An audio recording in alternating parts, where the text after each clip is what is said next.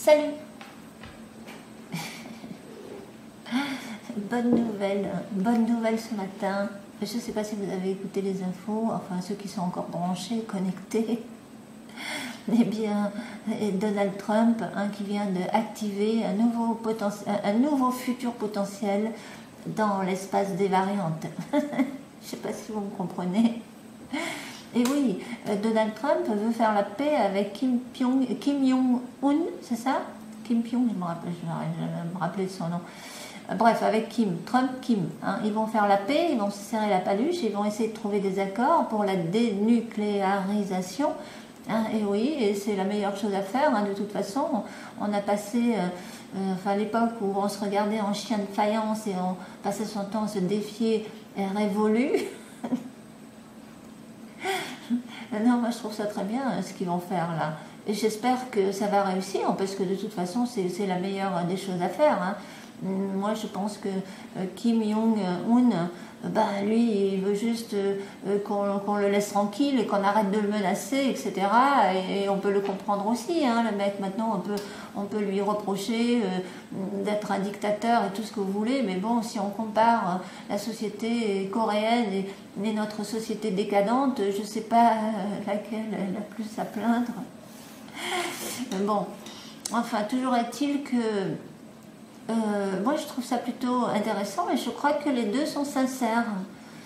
J'ai entendu un analyste ce matin qui disait que Kim Jong va manipuler Trump et que Trump va être dupe. Moi que Kim machin il va duper Trump. Moi j'y crois pas du tout. Moi je crois au contraire qu'il est sincère, le Kim Jong-un. Pourquoi? Je sais pas. Je le sens sincère. C'est un mec qui a envie de redorer son image aussi, tout comme Trump, il a envie de redorer son image, etc. Parce que tout ce qu'il a fait, ça n'a pas été très populaire dans son pays, et bien qu'il fait ce qu'il a dit aussi, et il met en place des mesures protectionnistes, et puis il n'a pas tout à fait tort non plus. Apparemment, le monde ne s'est pas écroulé, la bourse ne s'est pas écroulée, enfin la Terre ne s'est pas arrêtée de tourner, il n'y a pas eu de troisième guerre nucléaire, et puis ça va pas si mal que ça aux États-Unis. Même si il balance des trucs et puis qu'il se rétracte après, mais ça c'est normal parce qu'en face de lui, faut voir ce qu'il a en face de lui. Trump, il n'est pas libre de faire ce qu'il voulait parce que s'il était totalement libre, ce serait différent. Et c'est pas la même chose qu'aux nous en Europe. Ça fonctionne pas de la même manière aux États-Unis quand même. Alors moi je trouve que c'est pas si mal que ça, Trump, bien que les médias sont perpétuellement sur son dos et le traquent pour la moindre chose qu'il fait, ça y est, pof, ils sont là, enfin les médias socialos on va dire, n'est-ce pas? Et donc je trouve que c'est un mec, malgré son côté un petit peu, son côté extravagant on va dire, il n'est pas si con que ça, Trump. Il n'est pas si con que ça parce qu'il sait que de toute façon, il faut rester, comme dit Macron, dans le gagnant-gagnant. Macron, ce qu'il fait quand il va faire des accords commerciaux partout avec les pays, etc., communiquer, discuter, il n'y a que comme ça qu'on peut réussir vraiment à ne pas se faire la guerre. Donc, je trouve que c'est plutôt une bonne initiative de la part de Kim Jong, c'est lui qui a proposé ça, je crois. Si je me trompe, dites-moi. Du coup, je ne sais plus si ça vient de quel côté. Mais peu importe. Toujours est-il que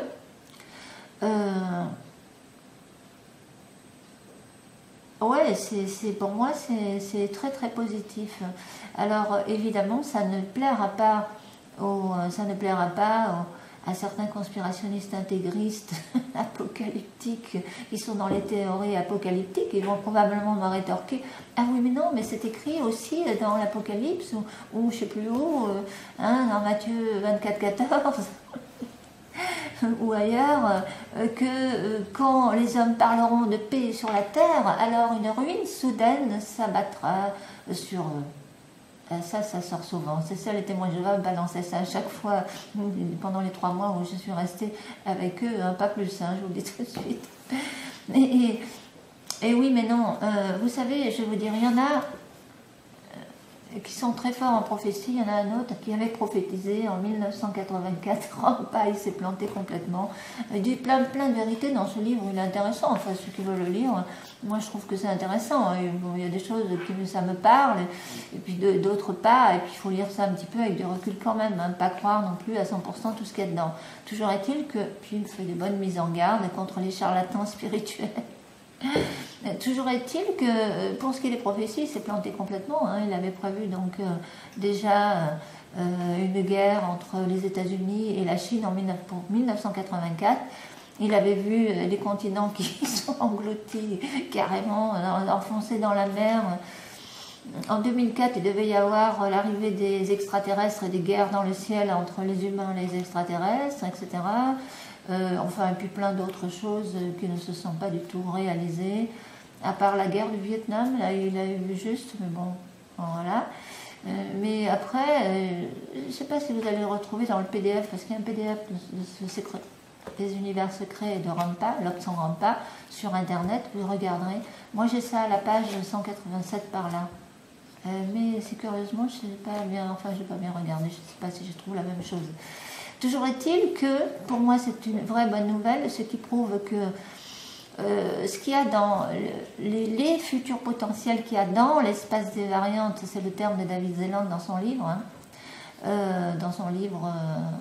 Transurfing numéro 1. Après les autres, je vous dis, je n'ai pas trop accroché. Mais le premier, j'ai trouvé ça intéressant. Et donc, on peut utiliser le terme espace des variantes, ou noosphère, ou éther, comme certains, ou mémoire universelle, tout ce qu'on voudra, enfin tout ce que l'homme projette, enfin les projets qu'il fait dans sa tête et qui partent en tant que pensée forme, les pensées, et ce sont des pensées, des idées formes, et puis ça fait, comment dire, des projets sous forme énergétique dans un espace, je sais pas moi, spirituel, virtuel, tout ce que vous voulez, dans un espace qui n'est pas accessible matériellement, mais auquel certains peuvent accéder quand ils sont hors de leur corps. Ce monsieur Rampa, il sortait de son corps comme de sa chemise, comme Mark O'Byrne, ce qu'il dit, il a été adombré par un lama tibétain. Enfin, c'est un peu spécial, hein, son histoire quand même. Mais bon, c'est pour ça, je dis, on peut prendre à laisser. Mais toujours est-il qu'il prétendait aller dans tous les mondes supérieurs, etc., tout savoir sur tout, etc. Mais non, visiblement, le futur n'est pas forcément prévisible. Maintenant, les changements climatiques, ça c'est une réalité historique. Il y a des changements climatiques d'une manière récurrente dans l'histoire, enfin pas tant que ça, mais il y en a eu. Et à chaque fois, c'est les mêmes causes qui produisent les mêmes effets. Un changement, un dérèglement climatique, on va dire, il y a toujours plus ou moins les mêmes effets, hein, voilà. Montée des eaux, tremblements de terre, coulée de boue, etc. Il y a des endroits qui sont envahis sous l'eau, d'autres qui émergent. Et c'est un petit peu ça que ça veut dire aussi. Et je vis à nouveau aussi à une nouvelle terre. Une nouvelle terre, c'est ça.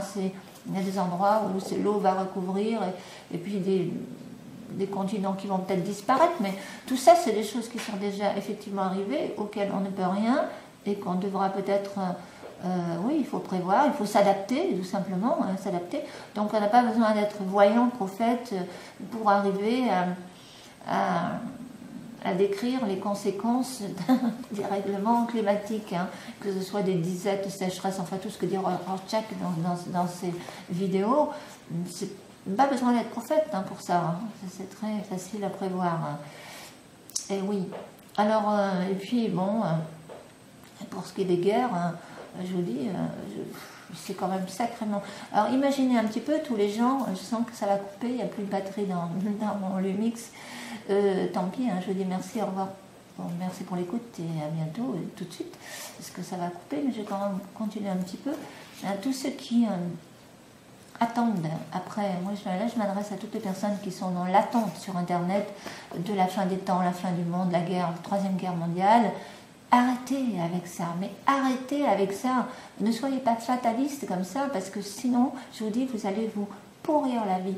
Passez votre vie à attendre, parce que je vous assure, même Jésus en son temps, quand il avait prédit la chute de l'Empire romain, c'est arrivé 400 ans après.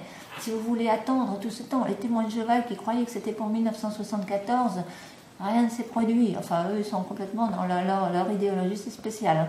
Mais toujours il y en a qui ont cru, qui ont, je vous dis, donné l'argent à la société Westover, ils ont arrêté de faire des enfants, ils ont arrêté de faire des études, ils ont passé leur temps à prêcher la bonne nouvelle du royaume de Dieu sur terre. Et tout le monde dit, beaucoup y ont cru. Et ben, ils sont passés à côté de leur vie, hein, ils ont tout loupé, ils n'ont pas de carrière, pas d'enfants, rien, pas. Ils sont assez aigris, frustrés, la plupart sont aigris et frustrés, je vous assure. Eh bien, ceux qui auraient suivi l'Obs en grande passe, s'il était parmi nous, s'il y avait eu Internet il y a 30-40 ans, eh bien, il aurait été sur Internet lui aussi à faire le coach, à vous proposer des stages pour soi-disant vous éveiller, sortir hors du corps, aller dans ces mondes supérieurs et vous dire que vous allez avoir plein de pouvoirs, etc. Et puis, ils leur ont dit, c'est pas la peine de faire de la politique, c'est plus la peine voilà, donnez-moi l'argent. Demain c'est la fin du monde, demain c'est la fin des temps, demain c'est le nouveau monde, etc. Et puis vous auriez perdu 40 ans de votre vie. Vous vous rendez compte un peu? Ouais. Réfléchissez bien à ça, hein, avant de continuer à croire à tous les conspirationnistes extrémistes. Je ne veux pas généraliser, hein, non, et je ne généralise pas, mais tous ceux qui sont vraiment dans le catastrophisme, et ceux qui aspirent et qui appellent les guerres de tous leurs voeux, et qui veulent la révolution, la guerre, etc., parce qu'ils disent que c'est une fatalité, j'ai envie de leur dire, ne les croyez pas. On peut tous aujourd'hui, et les politiques peuvent avoir des prises de conscience. Moi, je suis persuadée que les politiques peuvent encore avoir des prises de conscience et de redresser la barre. Et nous, le peuple, nous pouvons tous les jours influencer ces politiques. Ça, il faut continuer à le faire dans le bon sens pour qu'ils tiennent compte de ce que l'on dit et pour qu'ils prennent des décisions dans le bon sens. Et là, oui, voilà, c'est ça qu'il faut faire, moi je pense. Il faut vraiment participer. Et puis en même temps, si vous avez des bonnes idées, des bons projets, eh bien, il faut y aller, il faut foncer. Il y en a plein qui le font, qui ont des initiatives populaires, etc., qui font des choses extraordinaires parmi la jeunesse, etc., comme les Brigandes, par exemple. Moi, je trouve que c'est très, très positif ce qu'elles font, et ça n'a rien à voir avec une secte, je vous le dis tout de suite. Je l'ai, là, je l'ai acheté, évidemment. Et je trouve ça très positif pour les jeunes, hein, ceux qui veulent sortir de ce monde, comment dire, tout en restant dans le monde, hein, tout en étant quand même connectés, mais à retrouver un peu, aller à la source, à la nature, aller à l'essentiel. Je trouve que c'est très très sain, hein, c'est vraiment très très sain. Ça, je vous conseille vraiment de l'acheter et de le lire. Tiens, j'en profite pour faire la publicité de ce petit bouquin, le manifeste des clans du futur. Et c'est vrai que c'est une façon de vivre, mais pour arriver à faire ça, je pense qu'il faut déjà avoir quelques principes spirituels et avoir le respect de l'autre, de soi-même, de l'autre, de l'environnement, etc. Sinon, je ne suis pas sûre que ça puisse être... Les gens qui n'ont aucun principe, qui veulent juste...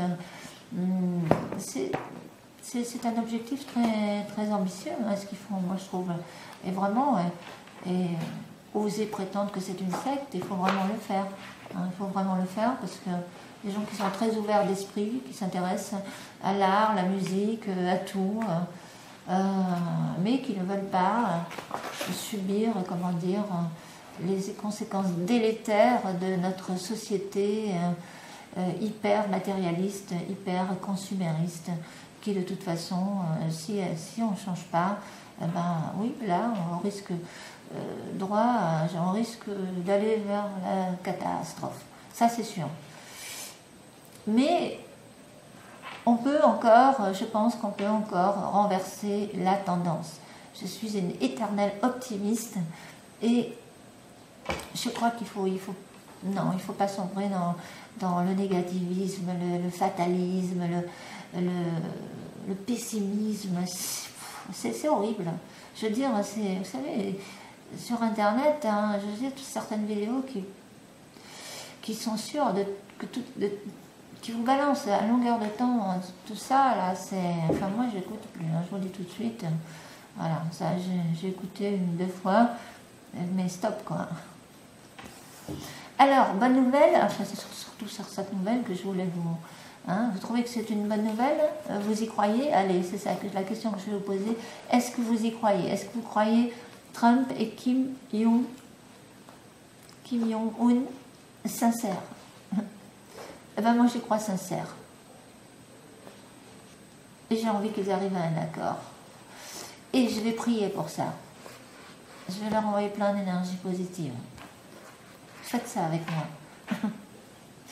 Allez, merci pour l'écoute. À bientôt. Je reprendrai la suite de ma vidéo précédente sur la prochaine. D'accord?